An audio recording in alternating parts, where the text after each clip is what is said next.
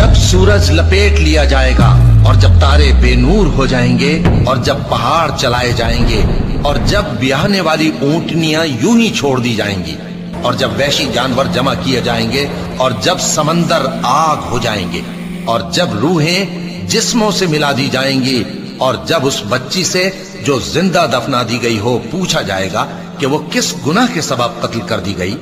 اور جب اعمال کے دفتر کھولے جائیں گے اور جب آسمان کی کھال کھینچ لی جائے گی اور جب دوزخ کی آگ بھڑکائی جائے گی اور جب بہشت قریب لائی جائے گی،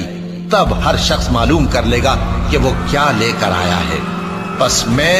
ان ستاروں کی قسم کھاتا ہوں جو پیچھے ہٹ جاتے ہیں اور جو سیر کرتے اور غائب ہو جاتی ہیں، اور رات کی قسم جب وہ پھیلنے لگتی ہے، اور صبح کی قسم جب وہ نمودار ہوتی ہے، کہ بے شک یہ قرآن اس فرشتہ عالی مقام کا سنایا ہوا پیغام ہے جو صاحب قوت ہے، مالک عرش کے ہاں اونچے درجے والا ہے، سردار ہے، ساتھ ہی امانت دار ہے۔ اور مکے والو تمہارے رفیق یعنی ہمارے پیغمبر صلی اللہ علیہ وآلہ وسلم دیوانے نہیں ہیں، اور بے شک انہوں نے اس فرشتے کو آسمان کے کھلے کنارے پر دیکھا ہے،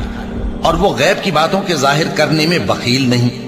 اور یہ کسی شیطان مردود کا کلام نہیں ہے۔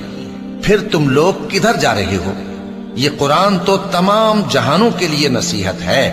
یعنی اس کے لیے جو تم میں سے سیدھی راہ چلنا چاہے، اور تم لوگ کچھ بھی نہیں چاہ سکتے مگر وہی جو اللہ رب العالمین چاہے۔